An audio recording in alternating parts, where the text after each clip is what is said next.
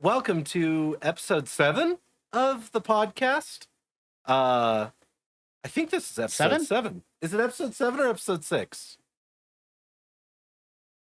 I probably should have been more confident in that. Welcome to whatever episode this is of the Game In podcast. I'm your host, Blitzermaru, and as always, I've got my wonderful co-host, Jim LC. And today we've got some fun stuff. Our last couple episodes have been Game Club, talking about specific games. Today we want to take it back to the roots of this podcast. I say the roots, I mean, we're only 6 or 7 episodes in.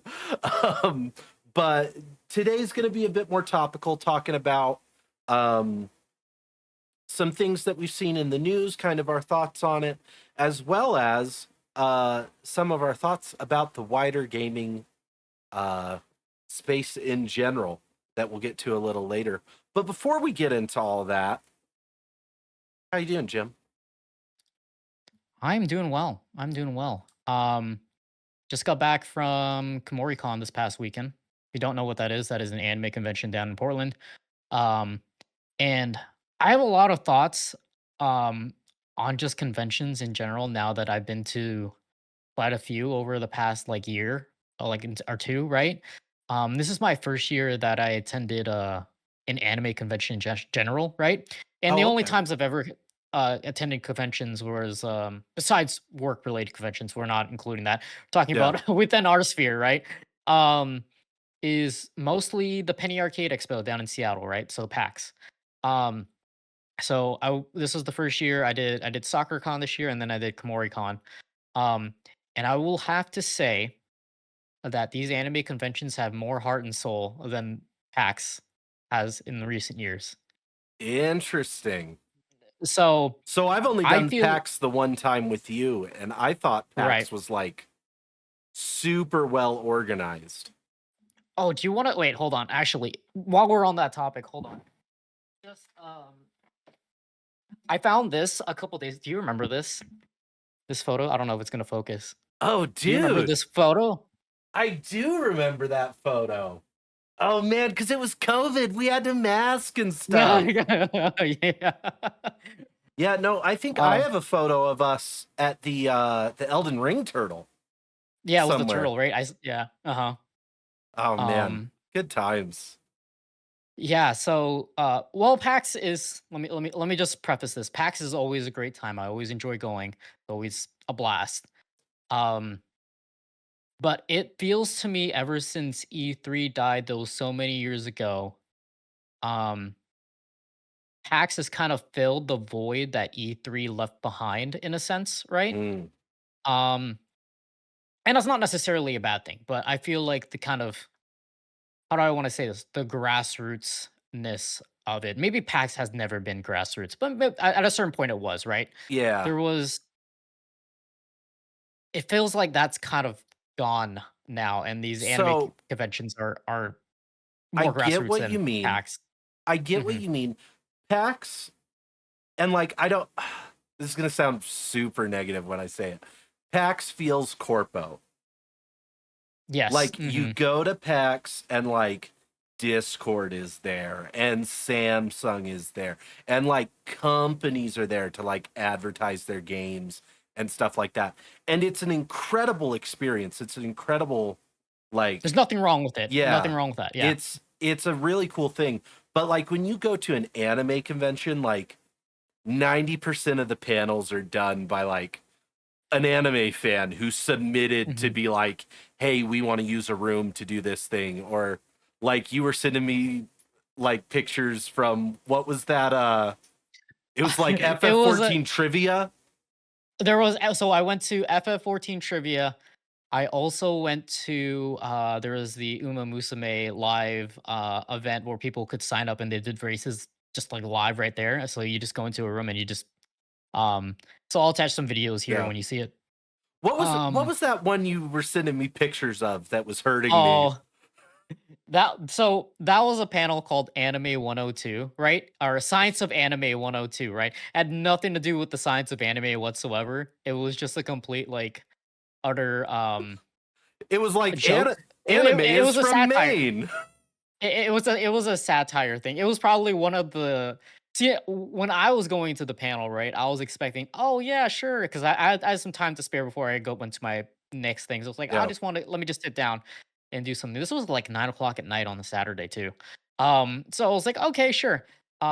I read the description, I was like, "Yeah, that sounds cool, science of anime, they're gonna talk about Gundams and stuff like that." I was like, "Yeah, sure, why not?" Right?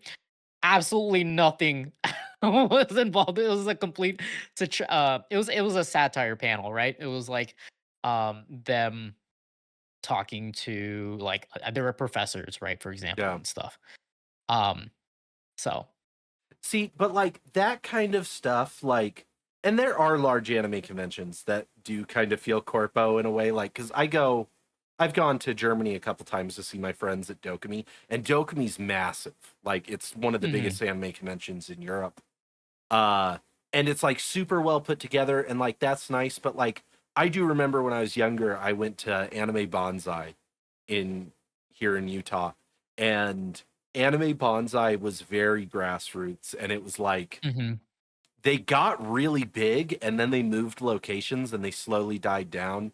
And then Salt Lake Comic Con, which became FanX because of the lawsuit, got really big. And I've just like watched it dwindle. But the thing is when you go, even though it's smaller, like that group is so dedicated to giving you like this cool experience. And like I Mhm. remember like going to AMV contests and Yeah, like they the were there too, voice yeah. actor panels and like there's something fun about anime conventions that I don't know. And growing up watching anime, you know, it was like it was not the cool thing that it is today. Right, yeah. And going to a convention and being like, "Oh, other than like the two other people in my high school that thought this is cool, I'm surrounded by like, thousands of people that like this thing." Mhm. Um that I think it still kinda is that way though for conventions, yeah. at least from what I've seen, is that, while it still is kinda mainstream, if that makes sense, I think the people that are watching it that are so-called mainstream watchers, right, aren't gonna be attending these conventions, Mm. right? So, I mean, not that there's anything wrong with that, right? I Yeah, think if they wanna do it if you're they wanna go, allowed they to can go, be yeah. you're allowed to Yeah. be a mainstream like I Oh, don't think yeah, it's a absolutely, yeah. negative thing that anime Mhm. has gone mainstream. um I'm not that guy in any way shape or form that's all like, oh, we got to gatekeep. Like, Oh, yeah. I'm glad That's kids weird. are no longer shoved in lockers for liking anime. Yeah. I grew up Yeah. in the town where I was shoved in a locker because I wore a bleach Mhm. shirt to school. uh but man, yeah, conventions are we could do a whole episode on conventions. We're not getting into TwitchCon though. We're not talking about it. We're not getting into TwitchCon, we're not getting into shock collars, we're not doing any of that kinda stuff, None of right? it. None of None that of it. kinda stuff, That's right? not what this is about. I have opinions on all of it and I will keep them to myself.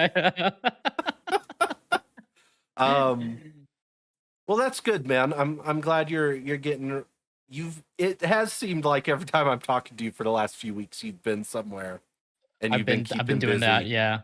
Um Um, I've been Uh, well, I'm good. I'll start like I'm better than I've been in a hot minute. You know this, but I've mhm, mentioned in previous podcasts being unemployed. I am no longer unemployed. So I will be starting a job here in a couple weeks. And to celebrate, I'm going to Japan for the second time this year. uh, I'm flying out. Let's see, it's 9 o'clock or 9:30. 9 hours from the filming of this podcast, I will be on a plane to Japan. Um, gonna be there for a week. But other than that, like in not being stressed with that, I've been having trouble streaming for the last month and a half because I was stressed, and I'm getting back on the horse of streaming. Recently we've been playing through Silent Hill F. We started that a while ago. I just got like the third ending of it last night. Um, I'm not gonna lie, man. Silent Hill F's probably my game of the year. mhm. because like It's we not talk. Arc Raiders? Have you heard of that?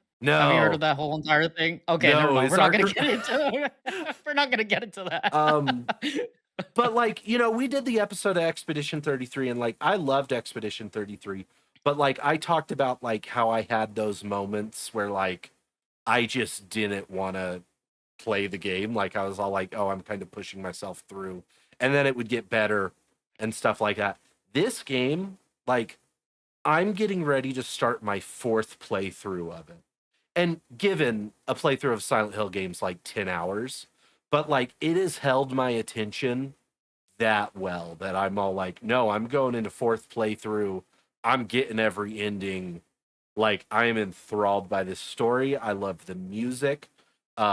I love the characters. I love the message, the storytelling.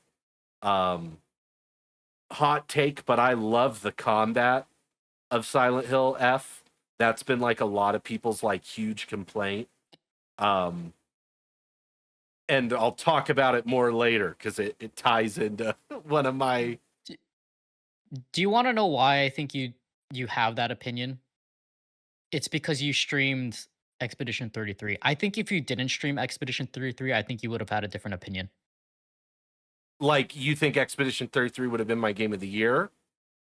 No, just you would probably have I don't know if negative, not I don't wanna say negative is the right word, right? Um, you would have a better view of it than you do now, if that makes sense, Mm. right? Because there's I definitely the streamer aspect of it where it's you especially we've talked about this, right? Where you have people that hype it up, right? Yeah, Um, so we came in from very different yeah, ways of perspectives. perspectives of looking at the game, right? So So I'll tell you, in all honesty, I don't think the hype discussion would have changed for me had I not streamed it because I was still having those discussions and seeing that. Like I would have had to have been off the internet.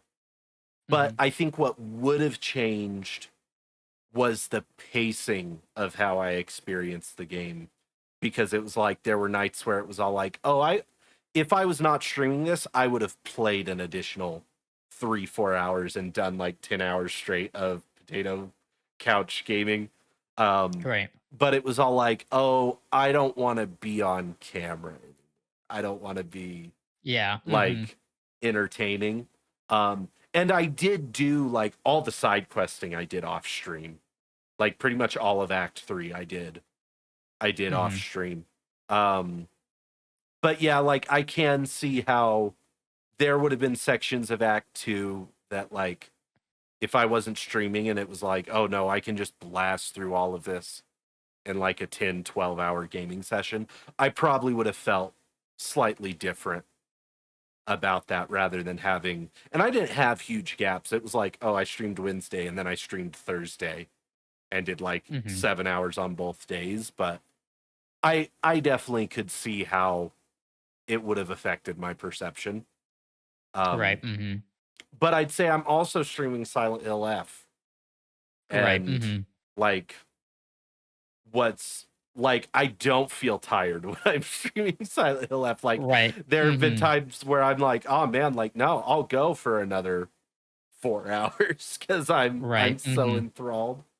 Um, so it's I guess that's the thing is like I'd probably have different feelings about um Expedition 33, but I'd also have different feelings. Like I'm experiencing most of these games through that lens.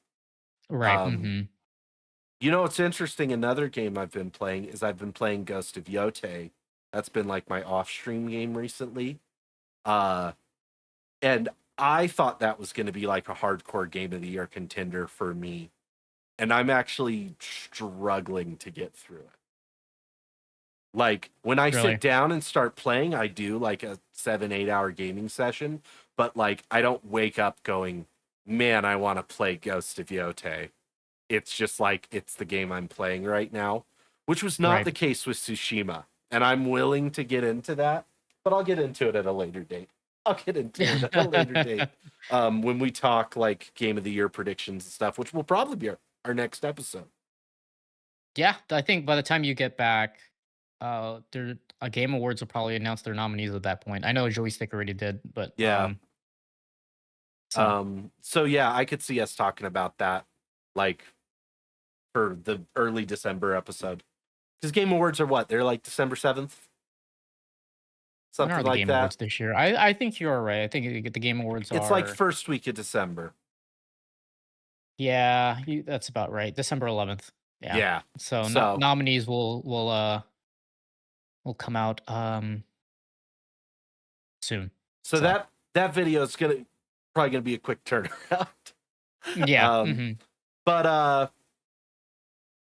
but yeah, it's been wild how much I've enjoyed Silent Hill F and how much of my mental capacities that's taken. Been getting absolute garbage with all my free polls in Uma Musume. I've gotten like 3 SSRs. I don't know what you're talking about. I guess Like I've through the gotten full. two. I've gotten two Mhm. SSRs. But like I had like 10,000 carrots and I used them all, didn't get a single SSR through all of it. Let me preface that. I got 3 SSRs I will probably never use. Oh, Right? okay. So yeah, yeah, There we go. There we go. yeah. Yeah. But yeah, man, it's been a good couple weeks That's good. since That's we good. last talked. Um, but has it been a good couple weeks for gaming? Well, Let's talk. yeah. I mean, let's talk about it. Yeah. Which one do you wanna so I have 3 items on my list, right?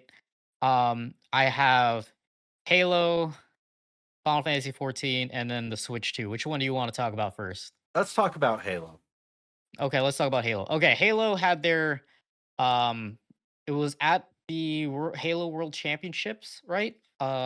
In it was like beginning of November or something like that. So it wasn't that long ago. So they announced the new Halo Halo campaign evolved, um which I have feelings about that name. I think it's how do I put this nicely? Don't Um put it nicely. Give us the okay, raw it's trash. emotion. It's such a bad name. I hate that name so much. Um so they're remaking the game again, right? Yeah. Um and But it's not I know even the why full they game, right? Like it's going to be no multiplayer. it's just what Halo 1. That's it. Yeah. It's just Halo 1. It's just the campaign. I know why they did it. I've recently played through Halo 1 Master Chief Collection, the anniversary edition again, right? Recently. I know why they're doing it because it wasn't as fateful as the other um as the original Halo game, right? Halo Gotcha. Combat Evolved. Um but this is also, I think, an opportunity for them to kind of reboot, just do it all over again. I think Halo 3 still hasn't received a remaster or remake or whatever you want to call it. Yeah. Um so I think this is their plan is to do all of them over again.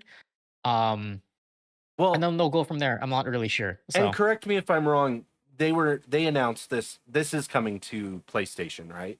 this is coming to all platforms. So I Um do think that it's because I don't think PlayStation gamers are unfamiliar with Halo.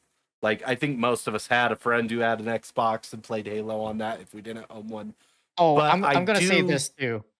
But before you move on, the majority of Xbox players that played on 360, I guarantee you 90% of them are on PlayStation 5 now. You think so? I think so. That have stayed they either moved to PC or they moved to PlayStation. I don't think there's any remaining like there's a small chunk there, right? For that small player base that Xbox has. Yeah. But I think the majority of them did move over when PlayStation 4 came out, gonna Gotcha. be honest with you. Um. Mhm. Well, I guess what I was getting at is like for me, I casually played the Halo games.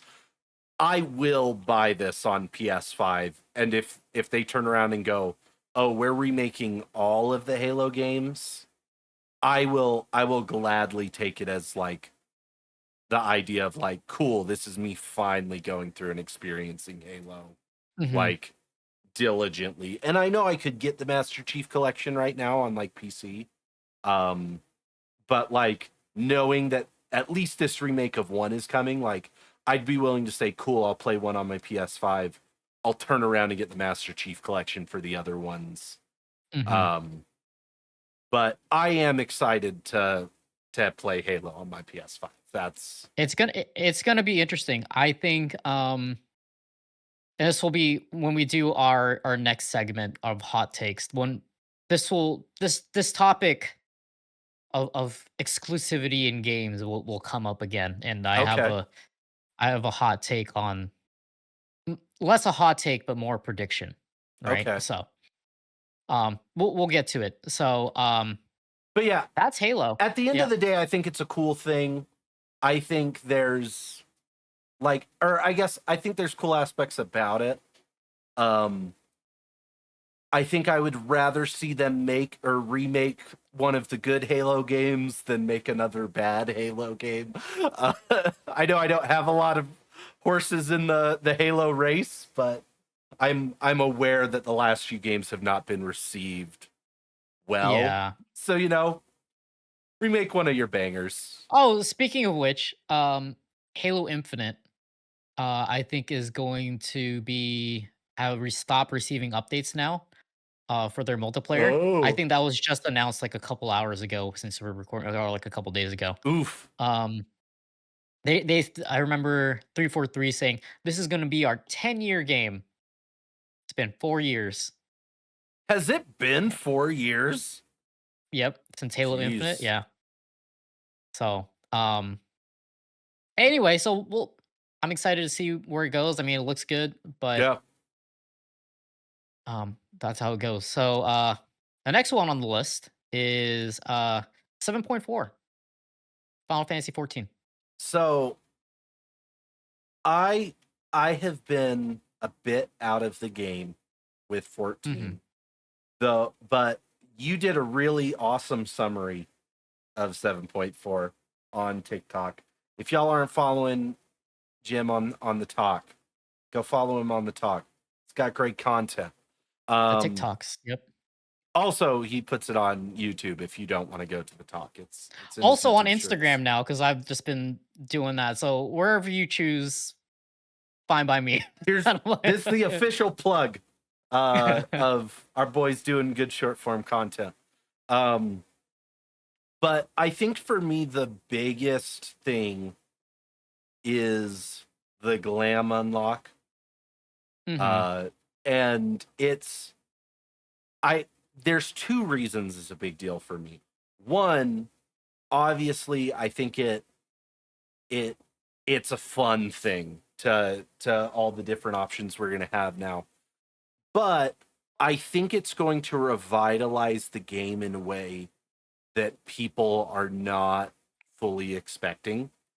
Because there's going to be so many people going back to do old content to get glams that like previously they wouldn't have cared about. Um, Right.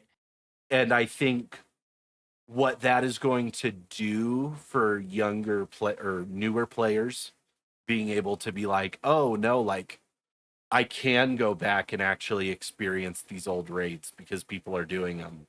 Um, and being able to do stuff like that, I think it's going to be a nice side effect on older content. Do you want to Um, know what the other technical thing that this solves in a way, indirectly solves? What do you know what one of the most commonly asked things from Final Fantasy players are? Or in terms of glamour. in terms of glamour, more slots for More glam slots yeah. for the dresser? Yes, this basically almost solves it, honestly. Because now you had a lot of people, they're like, "Oh, I gotta have a glam for this one. I gotta have a glam for this one. I gotta have a Oh yeah. some for this one." Right now, there are gonna be some people that are gonna be like, "Yeah, I only need one now, Yep. and this represents me." Right? So, I think you get around that it's not a permanent fix. I'm sure there's still gonna be people that are Well, asking for a glam dresser like, and it's update. So surprising that the glam dresser didn't get upgraded with the announcement. I will say that. Like, I was surprised it wasn't like, we're unlocking this, and also you have 400 more slots in your glam dresser I now. think Like, I think it's because 'cause they're 2 different systems in a way, yeah, if that makes sense, right? So, the classes and the objects that contain the glam dresser are, while tied to the the code, right? This is just speculation from the spaghetti code fiasco that I've heard many of times, right? Is that that's the reason why they can't do it is because yeah. of limitations. So of the spaghetti code that they've inherited and made for themselves. You actually So know what the term spaghetti code means. yeah, Like, I mhm, know a lot of people who go, they just keep mentioning something about spaghetti code and like have no mhm. idea what that actually means in coding. What Well, what is spaghetti code?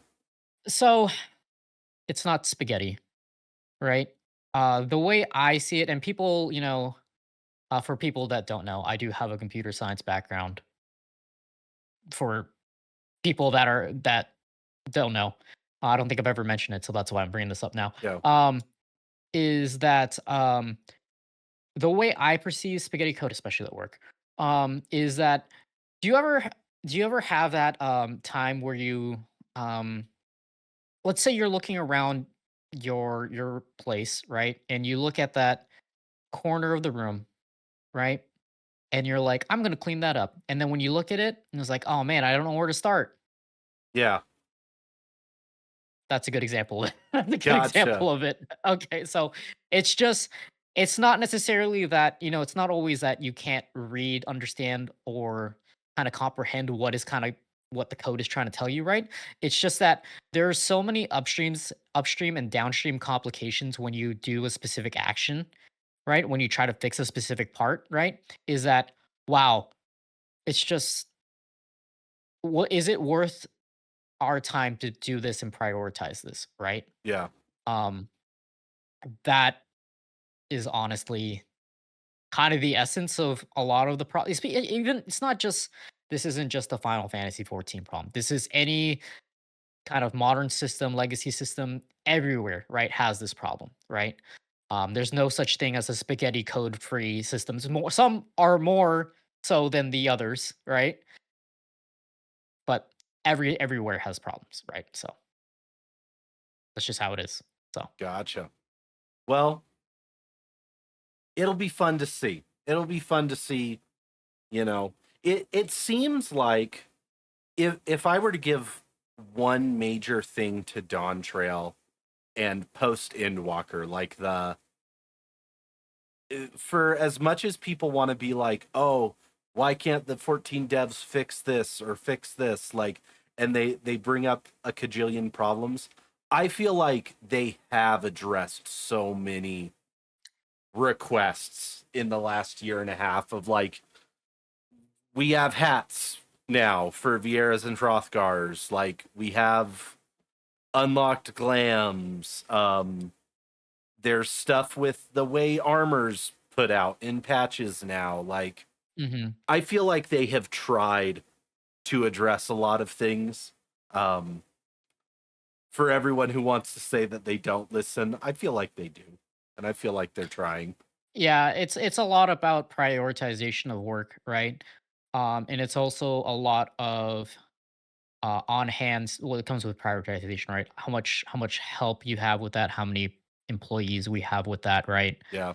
Um, because there's only so many, especially with a live service game like this. There's only so many um skilled engineers to kind of go around, right? If that makes Well, sense. and this is something I talk about a lot that people it's this weird thing because we look at what's going on in the gaming industry out here in the West, and there's constant Hmm. layoffs and constant studio shutdowns, and like there's people struggling to get a job. Hmm. Which that's all sorts of jobs, designers, it's not necessarily all engineers. Um, but in Japan specifically, uh every industry has a huge worker shortage right now. and gaming studios are struggling to get enough people. Um, and there's a lot of like talk of turning to AI to fill the gap. Yeah, and that's Um, that's a whole different can of worms, right? yeah, So, yeah. but Um, like you bring up, there's only oh so many skilled engineers working on a team.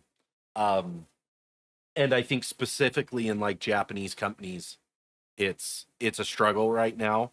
And like I even had a friend who got laid off from a big gaming company here that spoke Japanese. And I mentioned that to him, and he's like, "Well, maybe I'll try and apply for a job over there." And he got a job in like a week.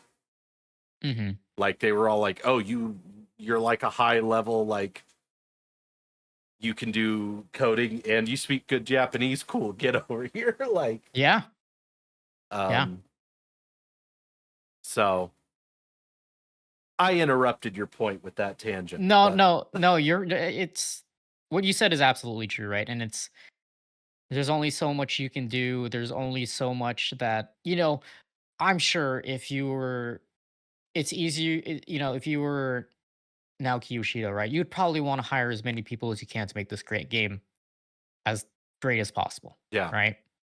Um, Unfortunately, that's not realistic because of other business decisions, the routes, where this isn't Square Enix issue. This is an everywhere issue. This is not yeah. just an industry issue. This is an everywhere issue. It's just um anyway, we're going down a can of worms here. Yeah, we're We going should down a can of probably worms. Okay, final piece of news for the night to talk about. Uh the Nintendo Switch 2. Yeah. So, Nintendo Switch 2, I don't know where I was going to go with that sentence. The Nintendo Switch 2 has sold 10.36 million units in the 4 months between June 5th launch date and September 3rd, according to this article on Polygon. Um, it states that which PlayStation 5 sold 7.8 million during its first 2 quarters, and that took 8 months to reach 10 million sales and becomes Sony's fastest selling console ever, narrowly ahead of the PlayStation 4. Um, there's also some analysts who said that Nintendo's initial forecast was actually too conservative, right? They think that the company may still be lowballing slightly, considering that the Switch 2 has yet to see its first holiday season, and these numbers don't include the impact of the launch of Pokemon Legends ZA. Um, and then since sales in the second half of the year, which include Christmas shopping season, almost never fall in these first half, there's a strong likelihood that Nintendo will revise upwards again um, for their fiscal earnings and their sales forecast. So, um, So that was a a lot of lot words of there. information. Uh Hmm. but the short end of it is that the Nintendo Switch 2 is now the fastest selling console of all time. Hmm. Yep. Uh which is, when the Switch 2 came out and was announced, there were a lot of people saying no one's going to buy this. It's too expensive. Like Nintendo is out of their mind. And that just seems to have been a vocal minority. It seems It's not people really. did want the Switch 2 and they were willing to spend what Nintendo was asking for it. It's not In really record surprising numbers. though. Yeah, it's not really surprising though, because I remember, I don't know where I read this, but I'm pretty sure there was an article that came out a while ago, and it said the take rate for the new Pokemon game was about, I think it sold like 5 million, I think, or something like that, um, or something. The take rate was half and half, Like half actually. on Switch 2, half on Switch 1. Hmm. So that's not surprising, honestly. Yeah. So Well, with and how much, I yeah. saw someone point out that the Switch 2 is like factually currently the cheapest current gen console. Like even if you Hmm. think it's more expensive than it should be, it is cheaper than getting an Xbox or a PlayStation. And a lot of people like the mobile factor. Right. Hmm.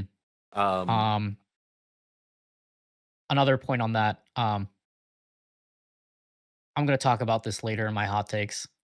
This is a well. I'll save this discussion for later. But yes, um, it is the cheapest. It was also the most available, That's true. I believe. So that was, you know, PlayStation 5 had a real issue with scalpers when it came out. Um, but like Nintendo made a statement a while back where they said we are manufacturing so many Switch 2s that the scalpers will not be an issue. And everyone was all like, "Oh, people have said that before. There's no way." And I remember hearing a number something to the tune of they had manufactured like 25 million Nintendo Switches Mhm. for their first year, which is an insane number. Um because I think like when the PS5 first came out, they had manufactured like 10 million for their first year or something like that. Like to put in perspective. Um and so this was an insane number to have ready at launch.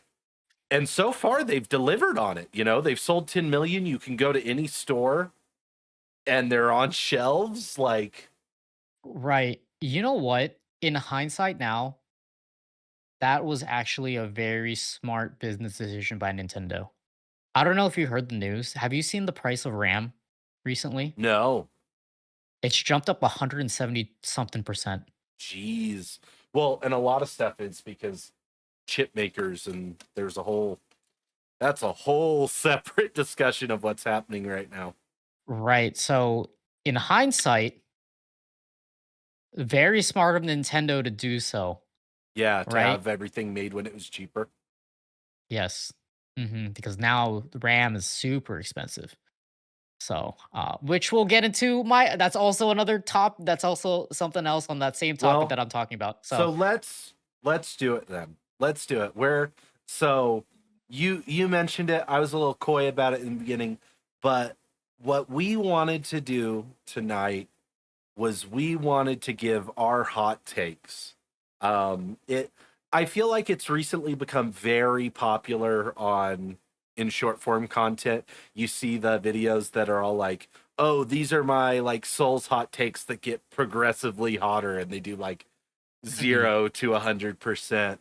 Um, and I feel like hot takes has it used to be like just this fun thing that would come up in conversation where it was like, well, right. what's my hot take on the and like I there's kind of this culture developing of like everyone's airing out their dirty laundry, everyone's airing out their hot takes. And so I specifically said, let's give it a go. Let's do our hot takes. You've had one that you've been hinting at for the last 15 minutes. So we're going to let Okay. you go first. We each have Um, three. we're doing all three of them at the same time? Just kind of No, listing them down? no, we'll Okay. go back and forth, and we'll Okay, discuss each one. But I because I want to wanna let you do the first hot take. I wanna save the one that I was just talking about for the last one, because I think in terms of this is like when you go to Taco Bell, you have the mild, and then you have The hot and the fire. to be fair, I'm gonna be honest with you, I think all of these takes are mild, right? I don't have explicitly hot takes, right? Okay. Um, so the first one I have on here is, okay, I'm gonna look directly at the camera. Stop making open world games just for the sake of you making open world games. You don't need it. And take. Intake. Okay, so let's discuss. Let's discuss was what is the game that broke the what is the game that was the straw that broke the camel's back where you're like, I'm done, I'm over open world? What is the game that's bringing this on? Okay, this is where it becomes a hot take, okay? Tears of the Kingdom. Oh, interesting. At that point, I was like, when Breath of the Wild, fantastic game. Tears of the Kingdom, fantastic game, right? I am just so fatigued of open world games where I want a traditional Zelda game. Not a traditional is not the right word I want to use. Um, I want a 3D Zelda game in kind of the same vein that Ocarina of Time, Majora's Mask, Wind Waker, Twilight Princess was, right? Where it was you know, you had these kind of areas that you kind of go through, and it's not necessarily open world to us. Oh, I guess they're all open world to a sense, but not to the same extent that Yeah. right? Where you can just freely go. Some places were locked off. I think I think what I want to do, and this is kind of like a decision. This is kind of like, oh, I want the game to kind of lead me into the direction that I need to go.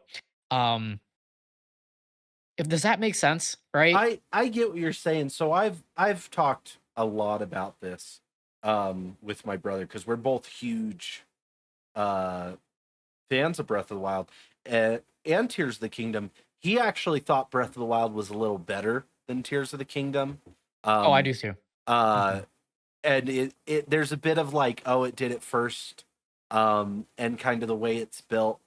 But I think the thing about those older Zelda games is, and this is,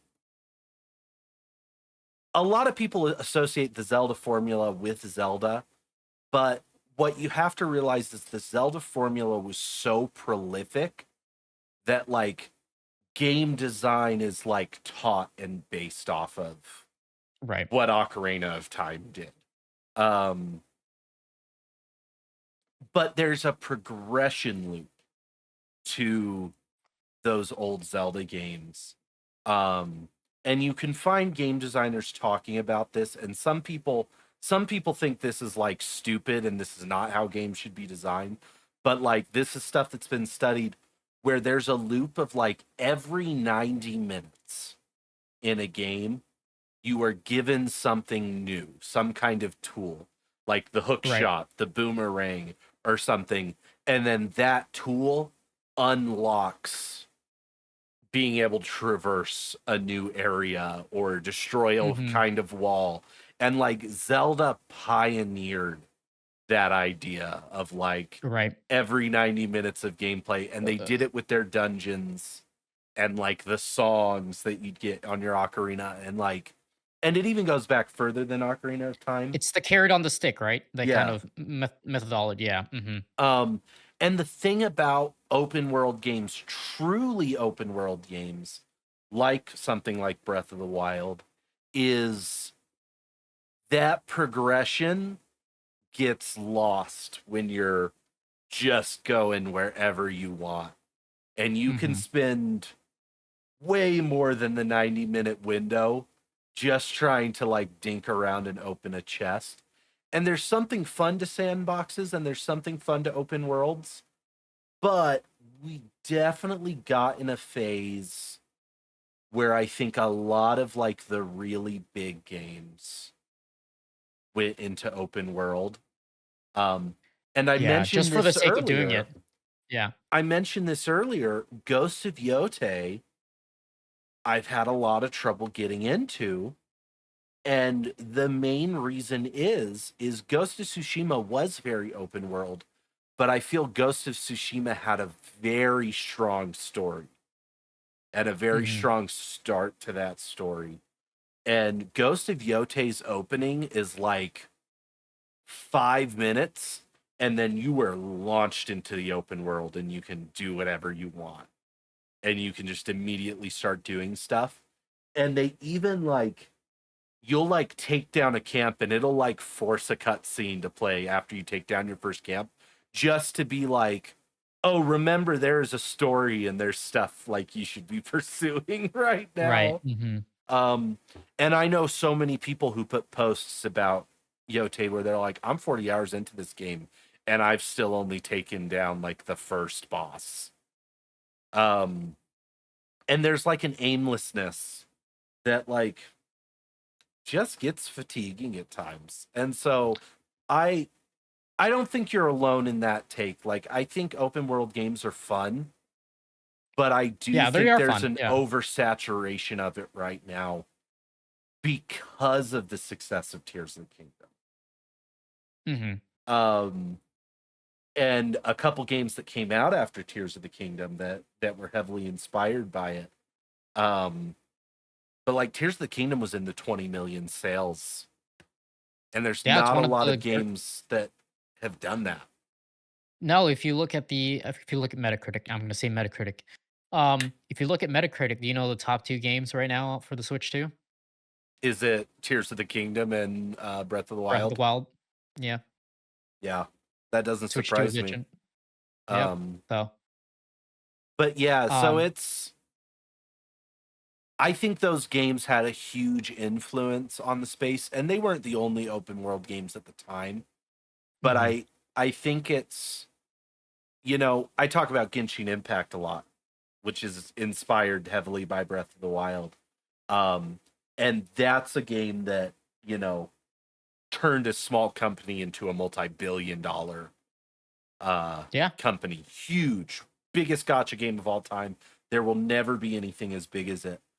But if you look at the number of gotcha games that have come out that follow that formula post Genshin, Oh, yeah. it's There's a lot. it's insane. Where like Genshin when it came out was like, holy crap, this is a mobile game, and now it's like there's so many of them, and that is like part of the domino effect that was Breath of the Wild. Like, and Yeah. so when you have these games that make so much money, every like executive at a gaming company is going to turn around and go, "Cool, how do we do it?"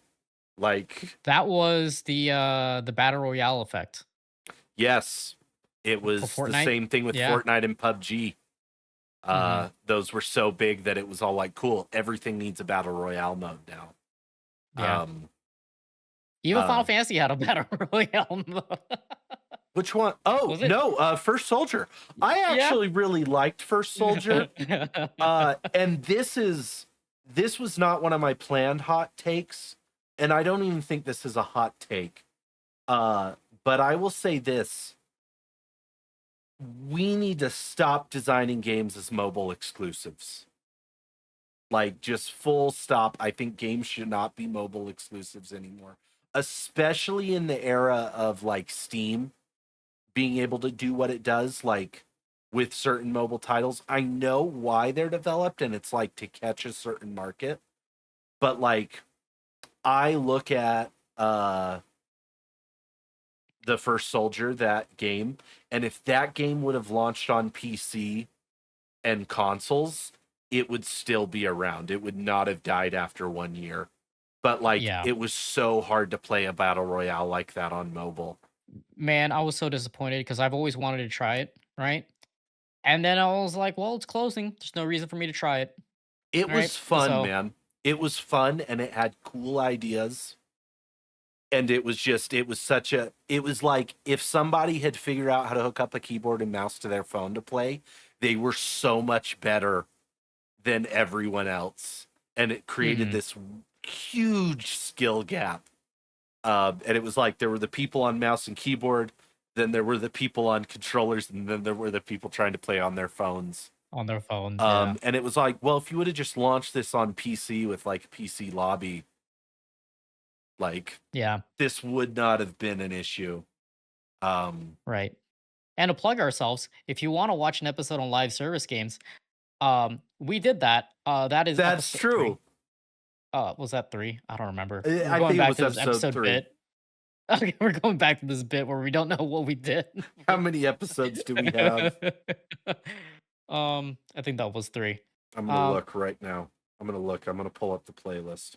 while you're looking, to wrap up my point about open world games, um, I think a lot of it is just fatigue. I'm gonna be honest with you. I think I'm just kind of over it for now. This Um, is episode 7. this is this is This is episode episode 7. 7. Trying to um, gaslight me. um, but yeah, open world games. I think there is a fatigue. I think a lot of people are feeling a fatigue for open world games. So, So um, I'll say this.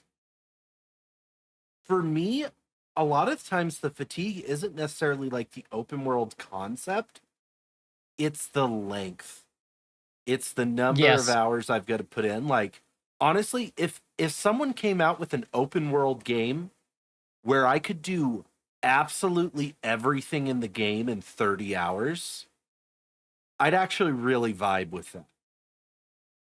Yeah, I Like, would too. Because uh, Breath of the Wild's like a almost 80, 100-hour experience, yeah, right? Yeah, so, um, and I know Red Dead Redemption 2, which I've yet to play, is also very similar to that. Um, or I think maybe it might be a 60 to 100 hours, so around that kind yeah. of range, but roughly around the same. Yeah. So, So, like, that's the thing. I think I go to non-open worlds because I want, like, I'm like, oh, I want like a 20, 30 hour experience right yeah, I want to play. Yeah, I have other things on my to-do list to play, now. Yeah. right? I It's think why that's I kind of haven't one of touched those things. Silk Song yet, because I know Silk Song is going to take me Forever and 70, a half. 80 hours. Yeah, yeah. Um, but and those games are kind of open world esque. Not really. They're Mhm. Metroidvanias. In fact, I completely recant that statement. I don't think Hollow Knight's open world at all. Um uh Your hot take. so it's my turn. Number one. I've got them Yep, I've your got them turn. written down here. Um so the first hot take I want to do, this is probably like my mild hot take. Uh we need to stop using other games to describe games. And I'm going to specifically attack the term Souls like. It's overused, it's gone too far. Nobody actually knows what it means.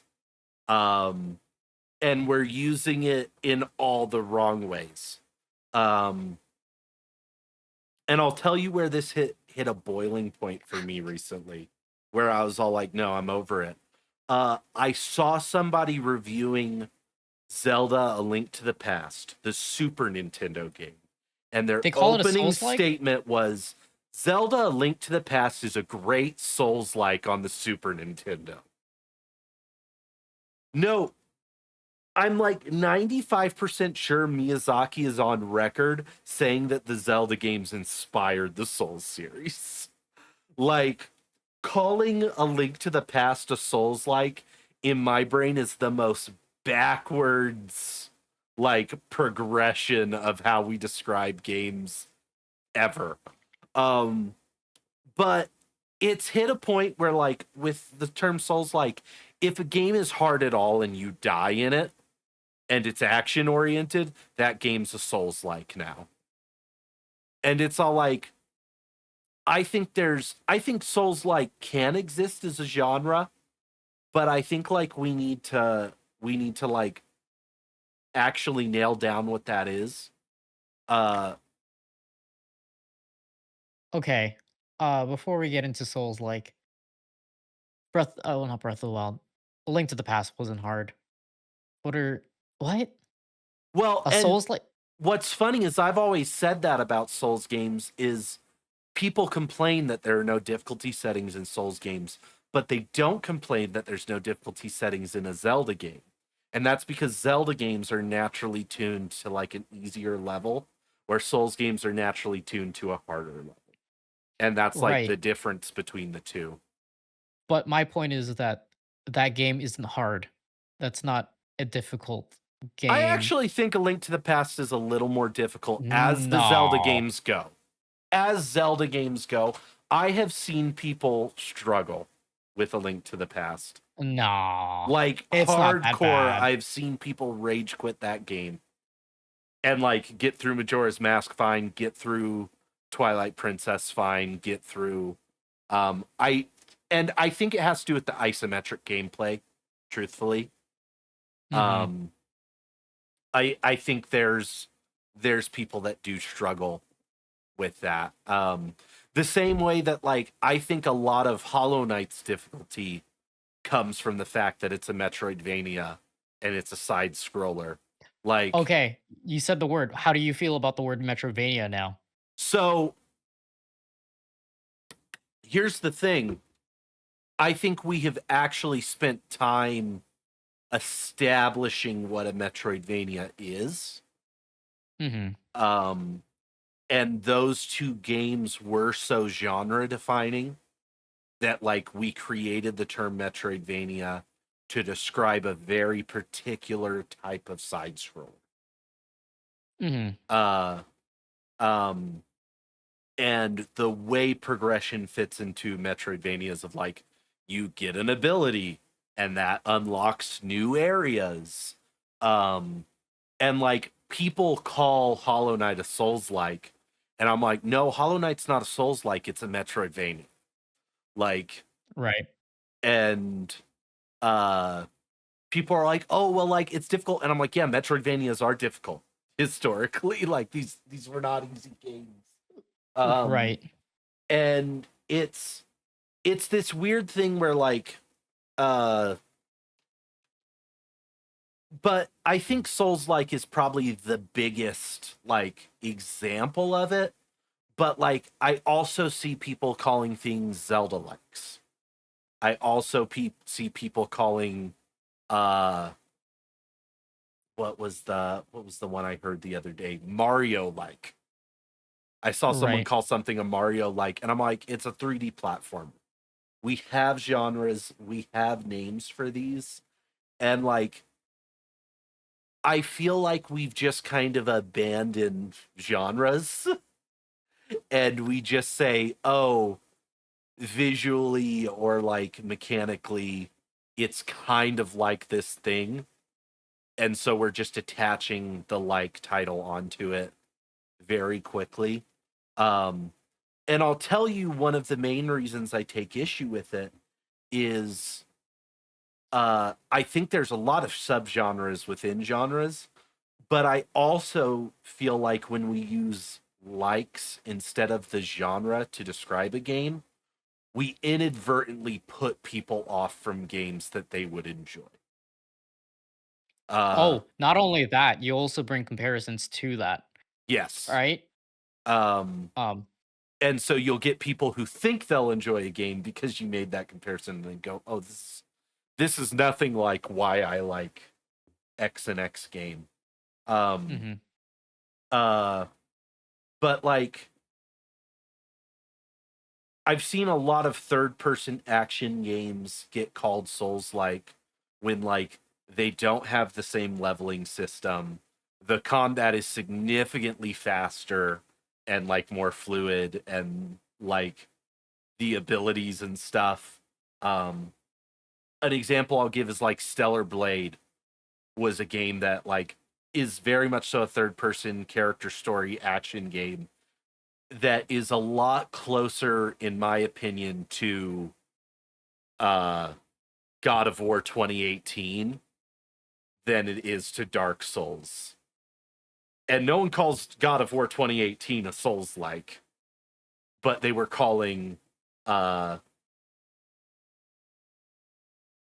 my brain just glitched out. They were calling Stellar Blade a Souls like, and I think it kind of to what we were talking about earlier, like the effects of games in the post Elden Ring world where Elden Ring sold 30 million copies, people started using Souls like because it was like, oh, this is a selling point. Like we want our game to be called a Souls like because everyone loved Elden Ring. When it's like you look at Elden Ring, it sold 30 million copies, but if you look at trophy completion data, like 10% have killed Margit or something like Mhm. that. Like it might be higher than 10%, but it was something insane like that. It's like, oh, like 2/3 of the people who buy this game haven't beaten. Like they bought it, played it, and set it down. Like, and so like I don't think it's a major selling point to call your game like something else. Like, um, I look at Astrobot, for example.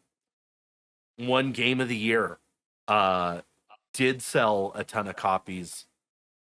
I don't think it would have been good to be like, oh, Astrobot is a Mario like, even though they were open about like Mario being a huge inspiration to the game.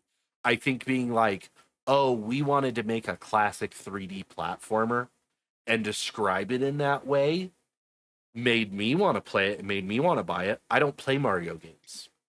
If you would have told Right. me that was a Mario game, I wouldn't have bought it because I haven't played Mario in years.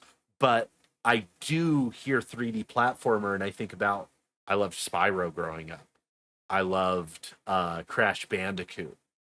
Mhm. Like I think of all these games, and it's all like, oh, I'll pick up a 3D platformer.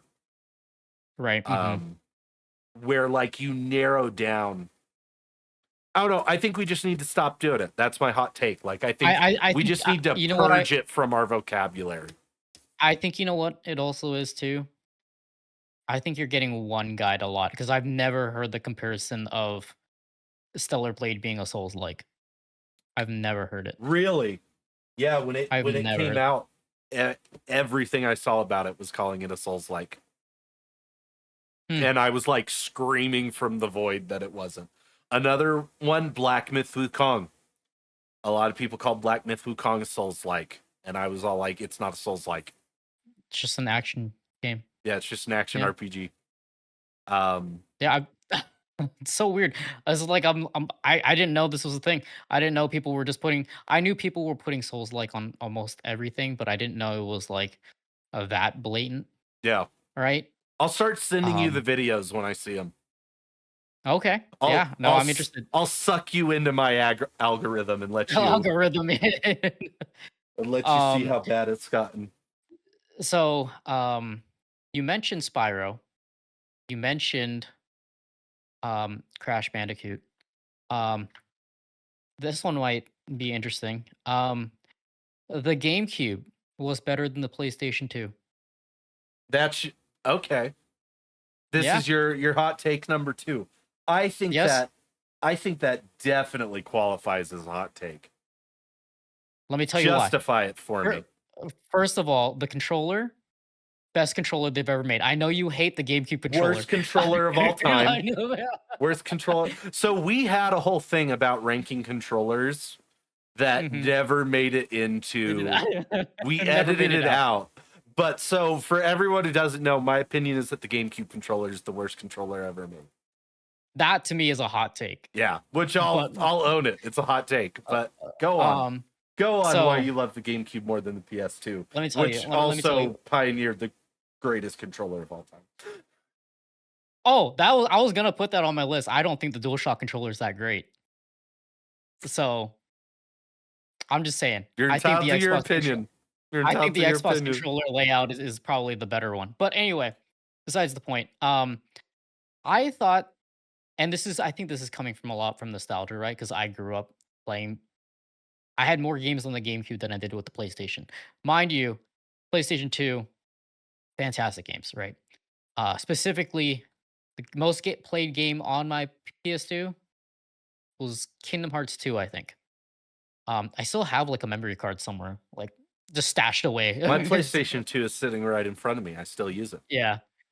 So yeah, but I think I played. So I had Mario Thousand Year Door, at Sunshine. I had Luigi's Mansion. I had what is it? Melee. I had Wind Waker. I had Twilight Princess. There's a lot more other games there as well. And when we're talking about the console experience back in the early 2000s, right? It was the act of having someone come over, or you're coming over to someone's place, right? And the PlayStation was very prevalent for this as well, right? But correct me if I'm wrong. I think the PlayStation 2 only has two slots. You had to get the multi-tap. You had to buy an accessory, and very few games had more than 2 players. More than 2. For the GameCube, it was 4, right? So, for the multiplayer aspect of it, so you would have people coming over playing. They would bring over their disc of Mario Party, for example. They'd bring over their disc of like Madden 06 or whatever, NBA Live, whatever it was, or Mario Kart. I don't know how I missed Mario Kart. It was Double Dash, right? It was Double Dash, right? So to me, I think even though I fully admit it that the PlayStation 2 was more revolutionary than the GameCube, right? I think I enjoyed my time more with the GameCube than I did with PlayStation 2. So that's why I say that. So have you ever seen that clip? It's from a movie, and it's a guy, he's arguing with a kid about whether LeBron James or Michael Jordan. He's having the argument, and he says to the kid who has more rings, and the kid goes, "That's the only argument you have," and he goes, "It's the only argument I need." That's how I Okay, feel with the PS2, where I I, go, highest selling console of all time. Only argument I need. like, I mean, yeah, I mean, it's the greatest selling console of all time, right? But was it the most enjoyable console of all time? Many people would argue yes. I would actually say no. I would also say no too. For me, I think if I look at the console I enjoyed most, full stop, it'd be the PS1. I Yeah, think the PS1 for me is the all-time great.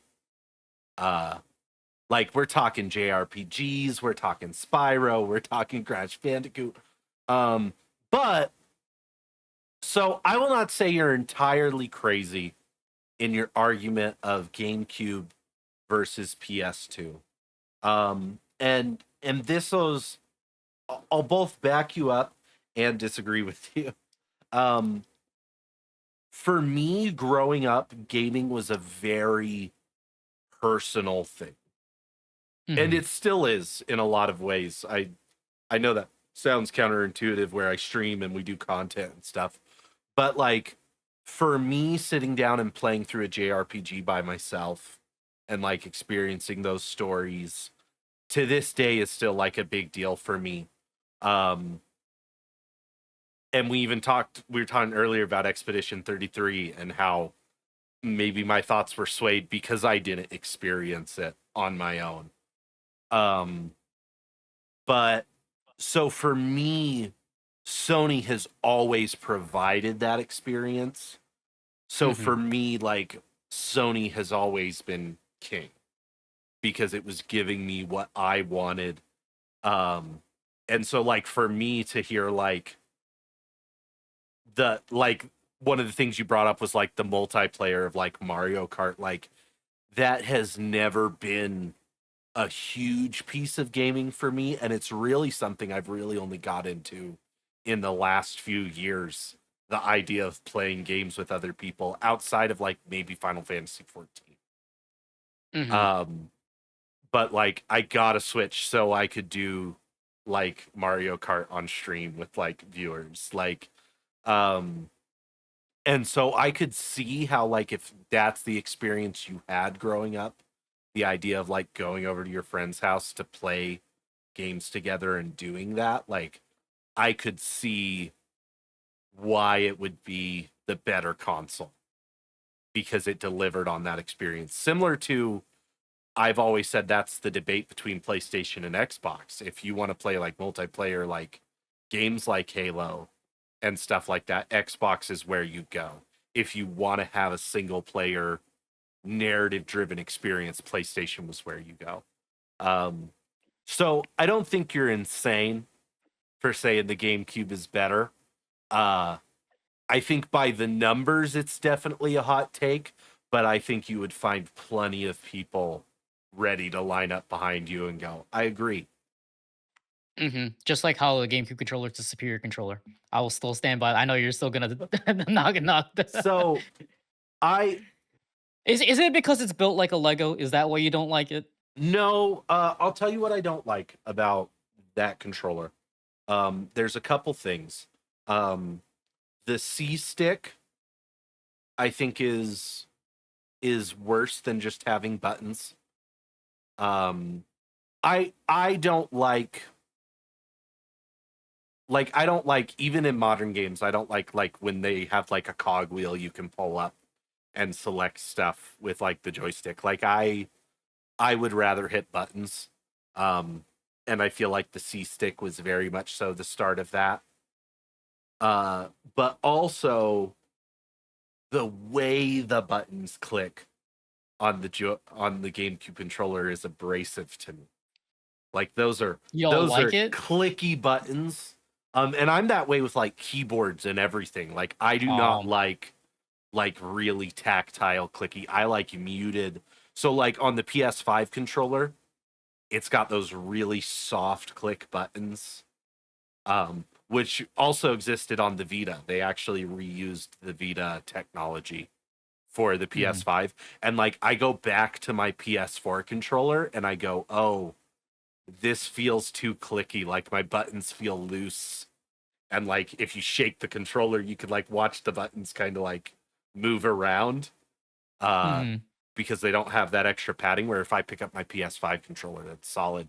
It's also something I like about the Xbox controllers, is I feel the Xbox controllers did buttons really well.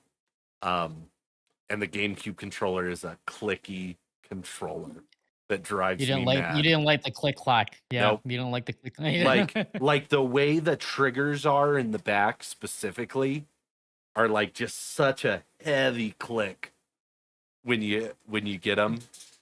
And some people love that. Some people love that. I'm just not that guy. I like the GameCube controller because I know it's not necessary. So they had notches. This is a Switch controller, right? But they had notches, right? I love those notches. Those were A tier. Made the controller A tier. Oh, like the bump, the cutouts for the the sticks. See, for me, that always made it feel weird ergonomically. Like I felt like my fingers would sit there and tap the back of them. Of the C stick? Yeah. Because of where the cutouts were. But also I didn't own a GameCube growing up, so yeah. All of my exposure to GameCube was weird. It was getting yelled at by Rossetti on Animal Crossing at my friend's house, and him being like, "You can't do that, man. You have to sit through this dumb cutscene for 5 minutes if you reset it." So and being shamed. I want to go back to the sales part of the PlayStation 2. I know this is also a benefit for the PlayStation 2 because it was also a DVD player. That's true. Right. That's true. It was the first console to be a DVD player. I wonder how much that attributed to sales. It's probably a lot, right? People that bought it I don't want to say solely as a DVD player, but partially also as a DVD player. Well, and what's interesting is at the time it was actually one of the cheaper options to get a DVD player. To get a DVD, yeah. And by the time this was actually a thing a few years ago, my brother wanted to get a 4K Blu-ray player. And at the time, they were all like $300. And somebody was like, dude, get the Xbox One S or whatever. It's the cheapest one, yeah. It was like $200 at the time, and it was a 4K Blu-ray player.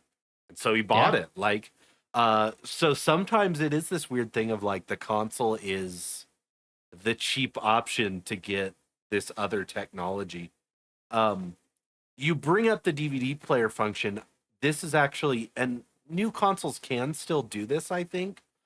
But something that was so fun about the PS1 and PS2 were they were CD players. Like GameCube was too. The what? It was a mini disc. The GameCube had a disc. No, I mean like music CDs. Oh, DVD. Oh, I see what you mean. It was a CD player. I thought you were talking about like the actual like full. Oh, the tactile disc. Like the feeling of it. No, I mean like my brother recently, my nephew has been getting into older music. And so like I think he bought a CD and they realized they didn't have any CD players. And so they pulled out his PS2 and that's how my nephew was listening to this CD. And like it had like the old Windows Media Player style like sound things that would play on the TV, and they're just cool, man. They were just cool back in the day. No, you know what? I wonder if he's having the same thing that a lot of people are going through right now. I think it is the same. And I'm gonna do this actually. This coming Black Friday, I'm gonna buy a vinyl player, right? Because I want to start collecting vinyls. Yeah, he's doing that because my brother had a vinyl player, so he's been collecting vinyls. Yeah. So anyway, move on to your next hot take. So this honestly might not be a hot take in the slightest. This is just a take. So I think gaming tribalism has gotten out of hand, and is actually worse than the culture war, or the not the culture wars, the console wars ever were. And what I mean when I talk about gaming tribalism is loyalty to specific games, or even within franchises, loyalty to specific portions of the franchises. So I see this a ton in the gacha space. We were talking about like Genshin Impact inspiring a bunch of different games, and there are people who like stopped playing Genshin because they were salty with it, and then go and play this other game that's very similar to Genshin, but then have to sit there and antagonize people who still play Genshin because their game is better. And like it's because they don't want their live service game to shut down. And like I'll go through and play all of them. Like these are free to play games kind of thing. But another place we see it is like the Final Fantasy community, where like you have these like traditionalists, it's got to be turn based, telling people who like modern Final Fantasy that they're idiots and they are the problem. And like we've turned it into like personal attacks. And we saw it with Expedition 33, where it was like this thing of like, oh, we have to weaponize the success of this game to like tear down modern FF and like anyone who likes it. And like console wars were a thing growing up, but I don't think it was ever like that with like gaming tribalism, where it was like, I think there were games that were similar. Like if you were on PlayStation, there was like the PlayStation version of racing games, and then there was the Nintendo version and the Xbox version, and people were just like, "Oh well, I'm a whatever guy, and I grew up playing this." But like there was never the putting each other down over it or telling someone they were an idiot for liking a certain game. Like it was okay. I'm gonna disagree with you there. There was a bit, but I don't think it was like it was today. But go ahead. I don't think things have changed at all. I'm gonna be honest with you. I think things have been relatively the same. I think it's also the fact that we are so much more connected. This is an internet thing. We were much more connected than we were a couple years ago, or not even a couple years ago, but like when we, in the early 2000s, right? Where you would only hear it in school. You'd be like, "Oh, you have a PlayStation 3. Well, I have an Xbox 360, right?" I was like, "Oh."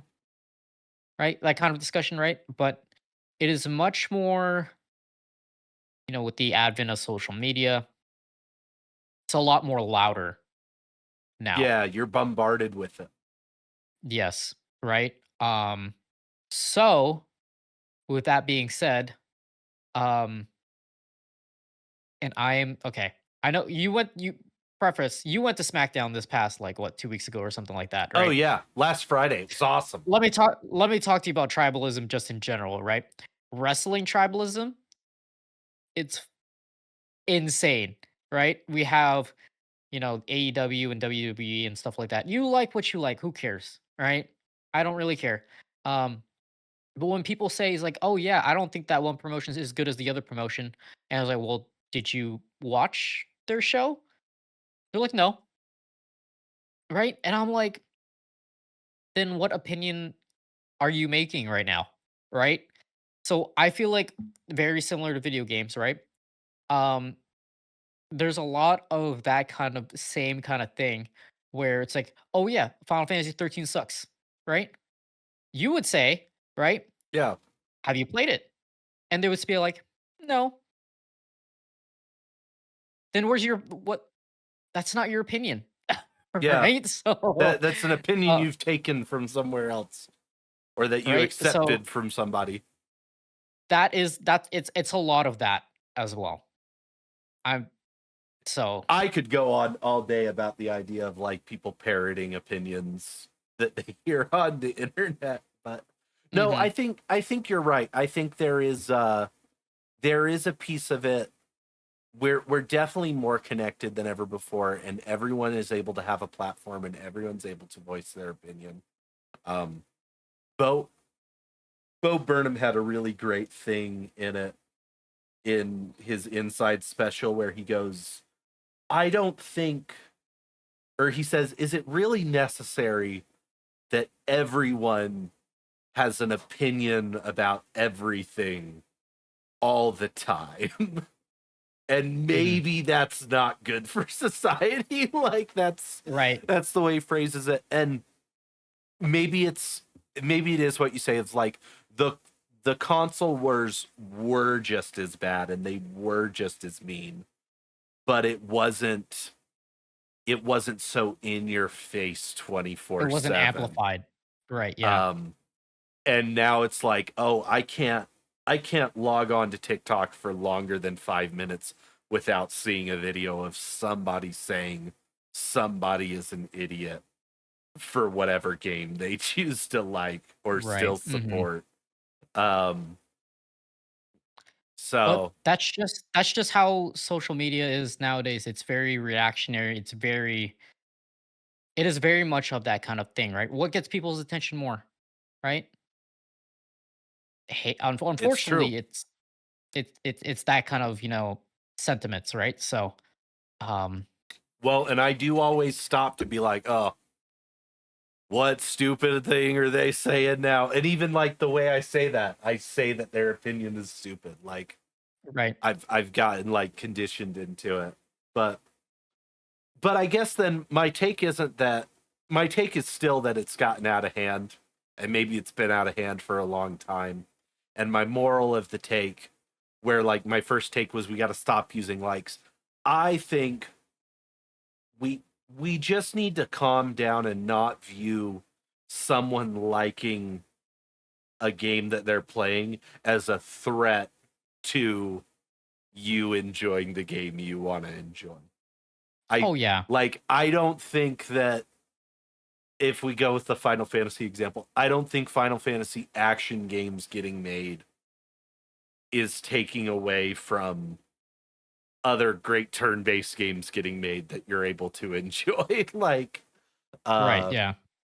I don't think somebody continuing to enjoy Genshin Impact is taking away from your ability to enjoy Wuthering Waves as a game.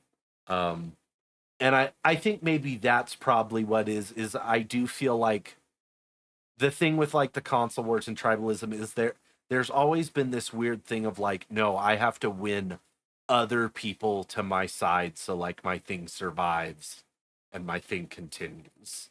And it's all Mhm. like, I don't know, I just don't think that's the right mindset to have. I think just keep loving the thing that you love and supporting it, and it'll continue if people love it, you know? People like what they like, right? And there's nothing wrong with that. So, much with everything in life. So, all All right, right. we're to our hottest of hot takes. Okay. This isn't so much a hot take, but this is a prediction of how the next 10 years are going to end up. I'm going to Okay. say this now. My take, right? I don't know if this is necessarily a hot take, is that the next generations of consoles, so the next generation of Xbox, the next generation of PlayStation, um, I don't know about Nintendo. Nintendo's kind of weird, but they are going to be the last traditional consoles we will ever see. Mm. And let me tell you why, right? So, do you remember Google Stadia at all? I do remember Stadia. Does Stadia still exist? Is it gone? Stadia does not exist, but it was very much ahead of its time, right? Um, we have GeForce Now. GeForce Now, fantastic. It's their own streaming platform, right? Um, PlayStation also has one. Oh, I'm pretty sure, right? They have their own streaming service, kind of Yeah. something similar to that, right? Uh, Xbox has that as well. So my point here is that after this next kind of console era, this is the transition point here. Um, is that we will no longer see um these kinds of consoles being made just for the fact that they're going to switch over to services from now on, right? And we are seeing this too because there was a leak a while ago that I sent you. You didn't understand what it was, but it was the cross buy, right? Yeah. Between a PlayStation or the rumor is that it was a PlayStation to PC cross buy thing. You buy it once, you buy it for whatever, Yeah. right? Um, it's kind of there's multiple facets here of why this is happening, right? It is one, um, the exclusivities of games are getting less and less, and they're starting to not exist anymore, Yeah. right? Um, and this is probably the most important point here. And we mentioned this earlier in one of our other episodes too, where we are talking about the cost of video games and stuff like that, right? Um, is that a lot of these companies are selling these consoles at a loss, right? Or a lot of companies, I want to say, Yeah. the three that we are aware of, right? They are selling these at a loss. So um, when we think about the economics of a company, you try to minimize the amount of loss that you have. Makes sense, right? So if they see, and especially with the rising costs of parts that are going up, I know I mentioned earlier, like RAM has went up Yeah. 170 some percent, right? So I can't even imagine what the next and we mentioned the price of the new Xbox. There was a rumor it was going to be $1,000. I'm like, Yeah, yeah, we were that makes talking about sense. it beforehand that there's rumors that the next Xbox they're pushing like a premium experience and it's going to be like $800 to $1,200. Right, and that makes sense, right? So that's that aspect where it's like, well, eventually they're gonna see why don't we just, we have this infrastructure already in place, and they've it is progressively getting improved upon over and over and over again, right? Where we have these data centers for Nvidia and Microsoft, right? They've constantly built up these data centers, so it's like it is cheaper for us in the long term to do it this way, right? And it will actually be more profitable for us in the long term to do it this way because we have a constant stream of income coming in besides just a one-term cost, Yeah. right? Which was sold at a loss, right? So, um, oh, before I make my other points, go ahead. So There's other. yeah, you can tell I've got thoughts. So there's a couple things that I agree and I disagree. I I think your prediction's accurate for Xbox. I think that is because Microsoft has the infrastructure. Um, but there's a few things that I think most of the pushback for that idea will come from the US. And I'll tell you why. Because the US is still behind a lot of other places in the world in internet infrastructure. And I think a lot of people still don't have the the level of internet that is required to be able to stream a game at the level that you get when you have something running it native. Because most of these streaming services still can't go beyond 1080p. And there's a lot of people who want 4K. They want 60 frames, 120 frames, whatever. Um, and it's not that I don't think fiber internet could handle doing that. It's that most people still don't have fiber internet. Um, and there's still people who refuse to buy digital games because they're on garbage internet. So I think, surprisingly enough, I think a lot of the pushback would come from the US on that kind of idea of getting to services and to streams. Um, but I do think there are going to be people who pioneer it and figure it out and make it better. The same way that Netflix pioneered streaming movies and now there's 500 different streaming services out there. So like I don't think it's a crazy prediction. Um but I don't know if it's going to be the end. Like I don't think this next console series would do it. Would be the final one for both PlayStation and Nintendo. And the reason I say that is because both of them are still winning with the current strategy. And I think until they start losing with the current strategy, like you talk about them losing money, but they continue to make money on their software sales. And so like they view it as a win of we'll sell these at a loss if we continue to win software. Um, Right, but that exclusivity part, right? I know Nintendo's never gonna do this, yeah, but Sony has grown more and more towards this, right? pushing things to Where they PlayStation after or to PC after a year. PC. Yeah. So I don't think necessarily I think because I would prefer to just download the game, right? I Yeah, think physical media is probably gone after this upcoming generation that's gonna come up. I think physical it's just gone. Everything is just a game key anyway yeah. nowadays. So I think that's gone. Um, but uh, well, like I was going back to my other point, I think the cost of it, right? It will also be a way um, for these companies to expand their market share even more, right? And what do I mean by that? What does everybody have in their pocket right now? A phone. A phone, right? So Xbox has done this. Nvidia is doing it, right? I think Nvidia does that, but I know Xbox they have their own cloud gaming app. Um, to expand, it's the easiest way to expand their business, right? So, and I Well, think it's just a natural and progression. that's why so many companies have pushed for mobile games. Um, and I think when you try to do that expansion, that there's a lot to be said about doing it carefully and doing it correctly because there have been many people who've tried to expand into mobile and just crashed and burned. Um, we were talking earlier about First Soldier, Mhm. and like Square Enix is kind of notorious for trying to expand into mobile, and like they have lots of successful games for everybody who wants to be like, oh, there's another game that shut down, and it's like, yeah, a game that shut down after 7 years, like it was pretty successful.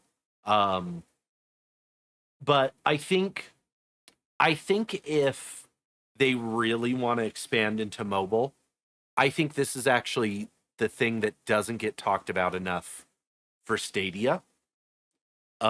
And what I think Stadia was actually revolutionary with was that Stadia came out with a controller that was all like, Mhm. this is the Stadia controller. And, a lot of people talk about like the PlayStation backbone and it feeling good. Um, I'll tell you right now, if Sony announced today that they had a DualSense controller that had a little clip that flipped out that held your phone so you could That have it existed. control. Do Well, you do you remember that Sony phone that came out a long time ago? yeah, Where it was yeah. I forgot what it was called. The Xperia or something. It was like it was it an was Xperia, it right? was a phone that opened and had like game controls on it. Yeah. Um, but yeah, like, and I know like they had a phone that did it. Um, but like I do remember that phone and it not feeling as good as a controller because the buttons were small and things like that. Like, I think I think there needs to be a concerted effort to be like, oh, not only are we doing an app that you can stream your games on the PlayStation or on your phone, but like this is an app that will connect to your controller and make sure your controller's working. Here's a controller that works specifically with the phone.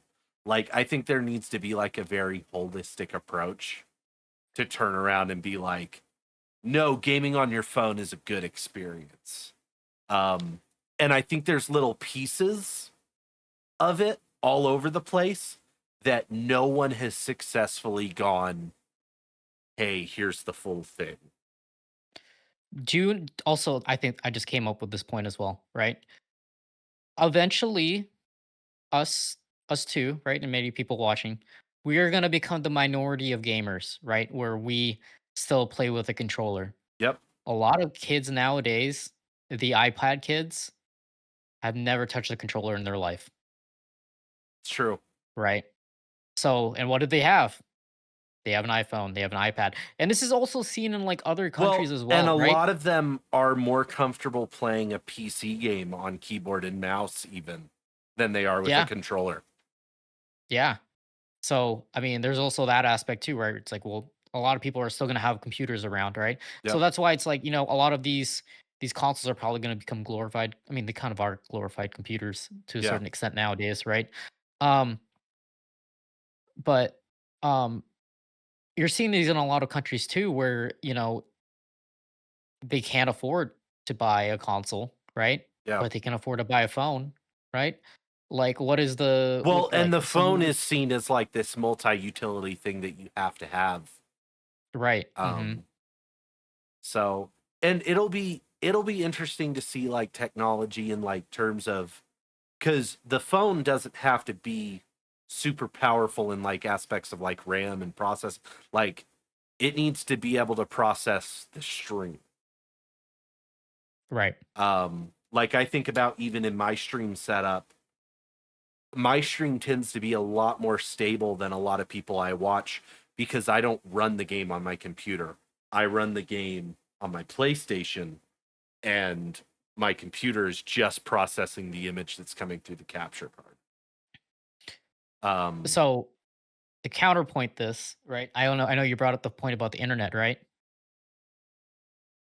With phones, our phones connected through 5G, yeah, right? To a satellite, right? So, and that's a common thing that you've seen T-Mobile do this recently.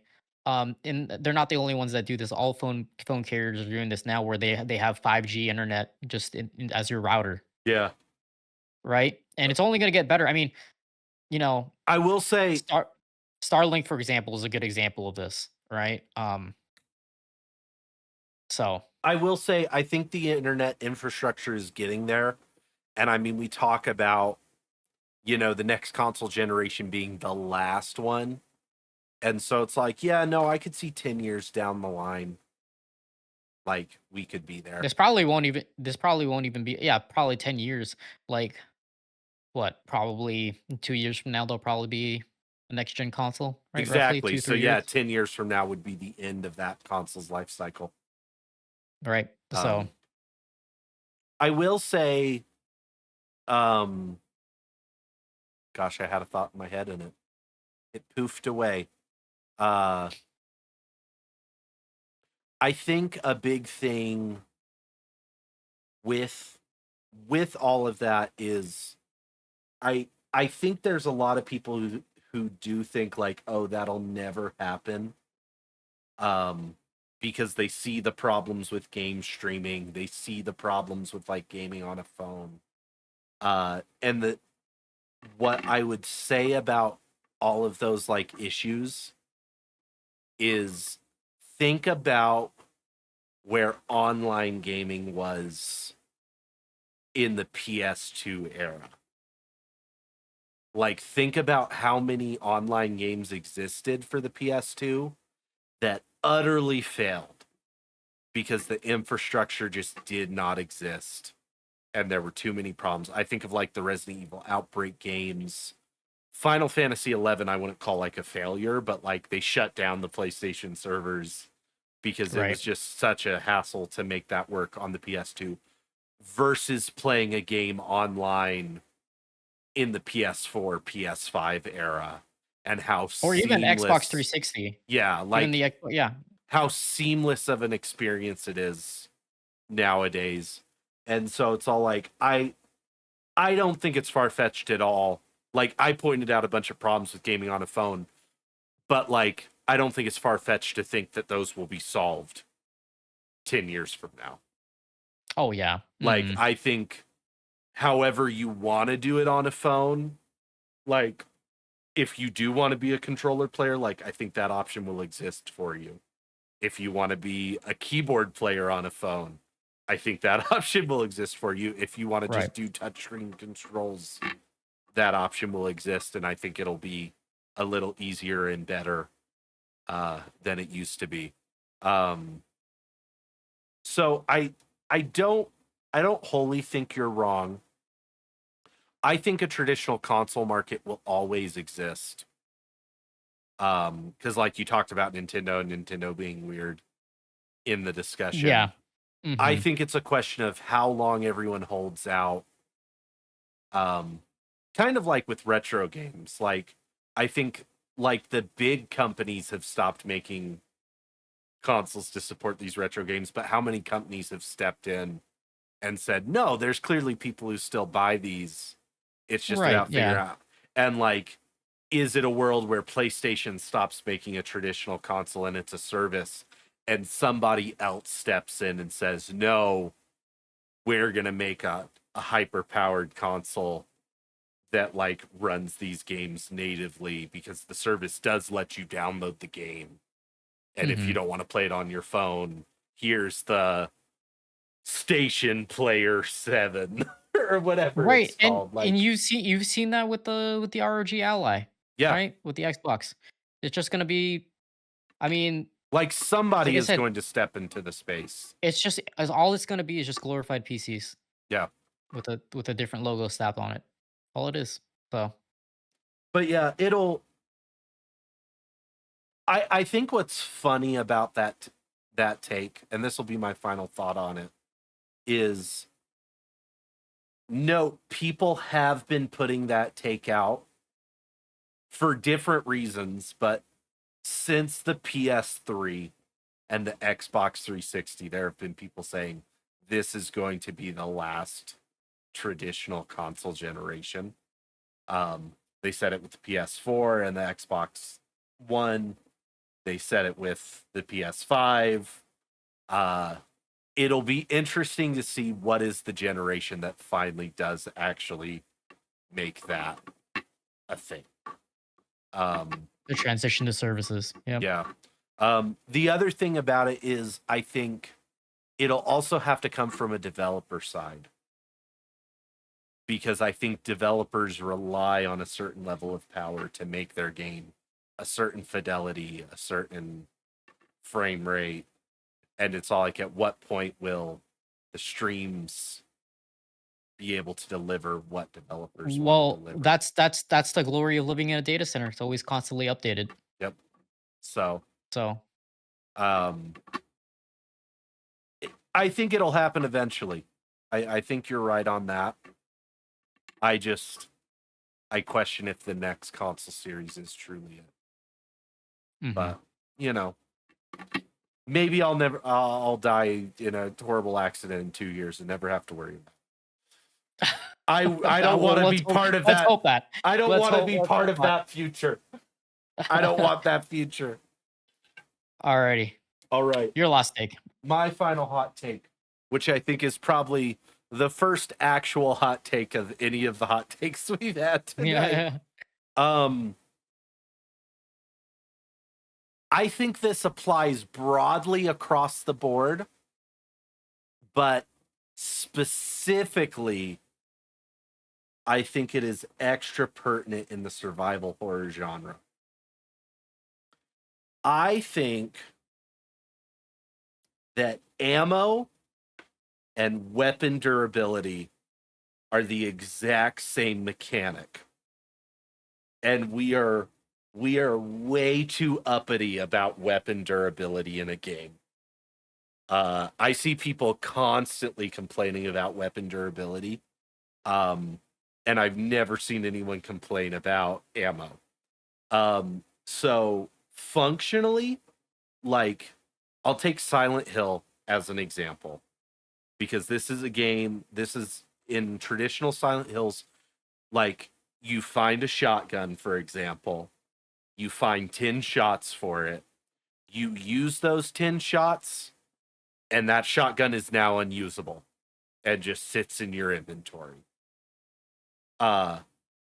And people are all like, oh, well, I've got to conserve ammo. I've got to be like careful about how I use it. Like it's part of the strategy and part of like the survival piece of survival horror.